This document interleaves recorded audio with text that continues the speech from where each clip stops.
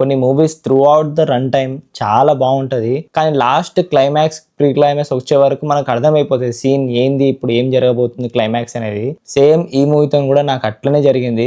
Pre climax చూడంగానే climax మొత్తం అర్థమైపోయింది, అసలు ఏంద్రా బాబు ఇంతేనా అన్నట్టు అనిపించింది. ఇందాకే వెపన్స్ మూవీ చూసి వచ్చిన ఇంగ్లీష్ మూవీ, నాకు స్టార్టింగ్ నుంచి మంచి ఒక హుక్ పాయింట్ మీద కూర్చోబెట్టింది అనిపించింది నాకైతే. మెయిన్ థింగ్ ఎక్కువగా నాకు నచ్చిందంటే 6 క్యారెక్టర్స్ది వాళ్ళ పర్స్పెక్షన్ నుంచి, అంటే వాళ్ళ సైడ్ నుంచి అసలు ఏం జరిగింది స్టోరీ అనేది క్లియర్గా చూపిస్తారు, అన్ని ఎట్లా లింక్ చేసిండ్రు అనేది క్లియర్గా చూపిస్తారు. అది మాత్రం చాలా నచ్చింది నాకు.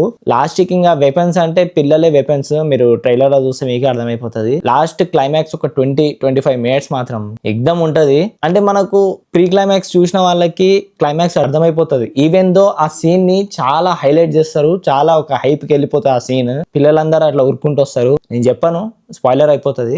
ఆ సీన్ మాత్రం చాలా బాగుంది. మనం ఒక సాటిస్ఫాక్షన్ తోనే ఇంటికి వెళ్తాము, అంత మంచిగా అనిపిస్తుంది ఆ క్లైమాక్స్ మొత్తం చూసిన తర్వాత. బేసికలీ హారర్ అనేది ఒక 2% ఉంటుంది అంతే, మిగతా అంతా వేరేది ఉంటుంది. అది మీరు థియేటర్స్ లోనే చూసి తెలుసుకోవాలా, అయితేనే కిక్ వస్తుంది. నా అంతవరకు అయితే 1 టైం వాచబుల్ అనిపించింది.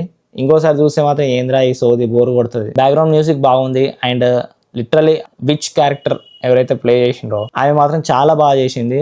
జస్ట్ చాలా అంటే చాలా న్యాచురల్ గా చేసింది, మంచి అనిపించింది ఆమెది. బయట రివ్యూవర్స్ చెప్పినంత అయితే నాకైతే ఎక్కడ అనిపించలేదు.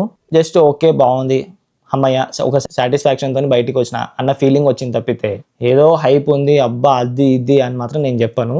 So this is the review on weapons. కొంచెం సబ్స్క్రైబ్ చేసుకోండి, అట్లనే మన మూవీ తగ్ని ఫాలో చేసుకోండి, like share and comment. So yeah, signing off, జై హింద్.